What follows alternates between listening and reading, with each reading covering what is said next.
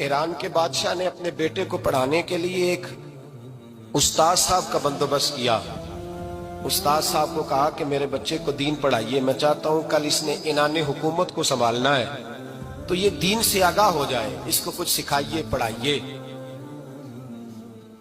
बहुत नेक बुजुर्ग बड़े दरवेश आलिम पढ़ाने लगे, असबाक मुकम्मल हो गए, दीन के असबाक कुरान मजीद पढ़ाया, अहादीस तय्यबा का दर्स दिया, उसूल फिक़ह से रूशनास कराया। जब बच्चे ने मुकम्मल तालीम हासिल कर ली और आमीन हो गई, दस्तार हो गई, फारिग हो गए, तो फिर एक दिन उस्ताद साहब ने कहा बेटे कल तुमने जरूर आना है, कुछ बात करनी है। शहजादा गया मिलने उस्ताद साहब से। उस्ताद साहब ने कुंडी लगा ली, हाथ में दुर्रा पकड़ लिया, मार मार के पूरे वजूद को जख्मी कर दिया। कोई गलती नहीं, कोई बात नहीं, मारा।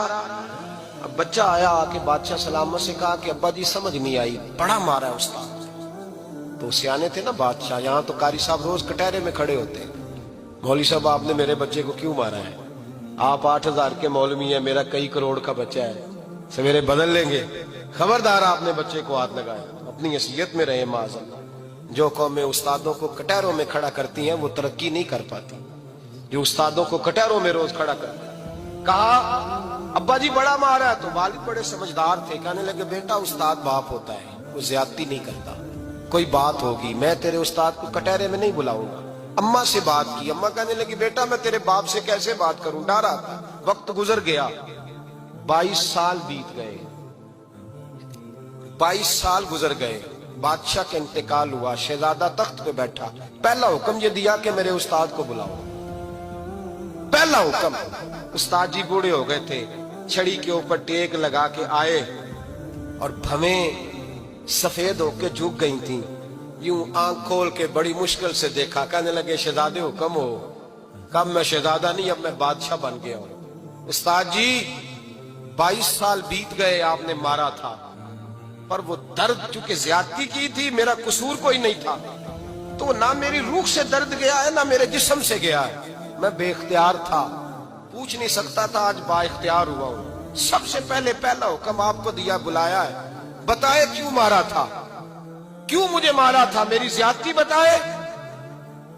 तो उस्ताद, बूढ़े उस्ताद की आंखें आंसुओं से भर गई, कहने लगे बेटे बस आज के दिन के लिए मारा था, ये जो दिन आ गया ना मेरी जिंदगी में, इसलिए मारा था, ये मैं चाहता था मेरी जिंदगी में वक्त है, आज के बस मेरी मुराद पूरी हो गई। कहा साहब किस लिए, मुझे भी समझाए। आप फरमाने लगे कितनी देर हो गई तुझे मार खाए हुए, कितना जमाना बीत गया? कहने लगा 22 साल। पर मैं जख्म भूले तो नहीं, दर्द खत्म तो नहीं हुई, तुम्हें बात एक मिनट के लिए भी तुम्हारे हाफजे से महव तो नहीं हुई? का उस्ताद जी रोज रात को याद आती, रोज ख्याल आता था। उस्ताद कहने लगे भाई तू बेख्तियार था, पूछ नहीं सका, 22 साल तुझे याद रहा, मुझे पता था तू एक दिन हुक्मरान बनेगा, मैंने तुझे इसलिए मारा था कि बेटे याद रखना, किसी पे जुल्म न करना। अगर तुझे 22 साल तक याद रहा है तो जिस पर तू जुल्म करेगा उसे भी कयामत तक याद रहेगा।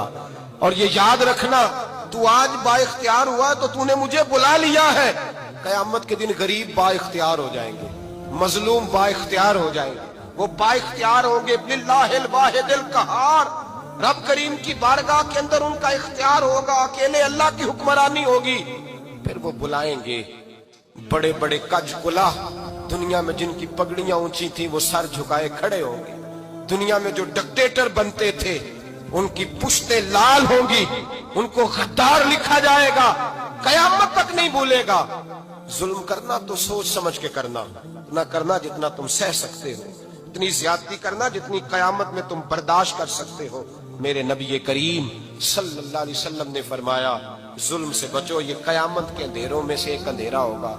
जिंदगी में ज्यादती न करें, अगर थोड़ी देर के लिए कोई चीज बर्दाश्त कर जाएंगे तो वो फायदा दे जाएगी, कुछ देर के लिए अगर सह जाएंगे तो नफा मिल जाएगा, सहने की कोशिश करें लेकिन ज्यादती न करें, नजर को, सोच को, जहन को पाक रखें। और मेरे भाई जिंदगी पूरी जुल्म से बचें।